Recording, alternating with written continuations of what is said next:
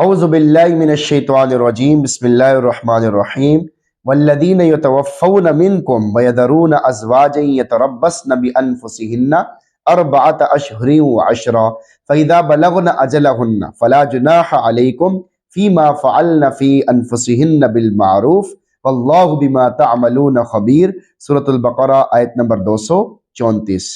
والذین یتوفون منکم، اور تم میں سے جو لوگ فوت ہو جائیں، وَيَذَرُونَ أَزْوَاجًا، اور بیویاں چھوڑ کر جائیں، يَتَرَبَّصْنَ بِأَنفُسِهِنَّ أَرْبَعَةَ أَشْهُرٍ وَعَشْرًا، تو وہ بیویاں 4 مہینے 10 دن تک اپنے آپ کو روکے رکھے۔ يَتَرَبَّصْنَ بِأَنفُسِهِنَّ أَرْبَعَةَ أَشْهُرٍ وَعَشْرًا، تو وہ بیویاں 4 مہینے 10 دن تک اپنے آپ کو روکے رکھیں، یعنی خاوند کی وفات کی عدت 4 مہینے 10 دن گزاریں، اور اس مدت میں کسی سے نکاح نہ کریں۔ واضح ہے کہ 4 مہینے 10 دن عدت اس عورت کی ہے جو کہ حاملہ نہ ہو، اور اگر بیوہ حاملہ ہو تو اس کی عدت وضع حمل ہے۔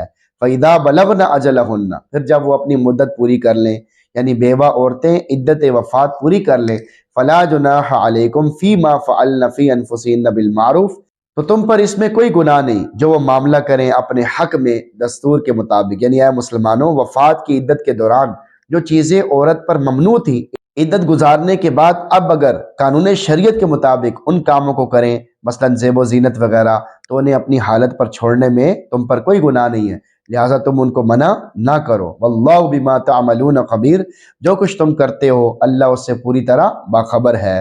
اگر تم نے ان کو کسی جائز کام پر ملامت کی یا ان کی کسی جائز بات میں مزاحمت کی تو اللہ تعالیٰ تمہیں سزا دے گا، کیونکہ ہمیشہ کمزوروں کے ساتھ اللہ کی مدد ہوتی ہے، مگر انسان اپنی ناسمجھی کی وجہ سے اس چیز کو محسوس نہیں کرتے۔ آیت کا میسج آپ کے نام۔ نمبر 1، جس عورت کا خامند فوت ہو جائے اس کی عدت وفات، جس عورت کا خامند فوت ہو جائے تو اس کی بیوی عدت کے طور پر 4 ماہ 10 دن گزارے، اور حاملہ کی عدت وضع حمل ہے، خامند کے مکان میں بیوہ یہ مدت گزارے گی۔ نمبر 2، یہ کام ممنوع ہے۔ جس عورت کا خامند فوت ہو جائے تو وہ عورت 4 ماہ 10 دن میں نہ تو زیب و زینت کر سکتی ہے، نہ بغیر سخت مجبوری کے سر میں تیل لگا سکتی ہے، نہ آنکھوں میں سرما لگا سکتی ہے، اس لیے کہ زینت کے یہ امور شادی نکاح کے دواعی اور اسباب میں سے ہیں۔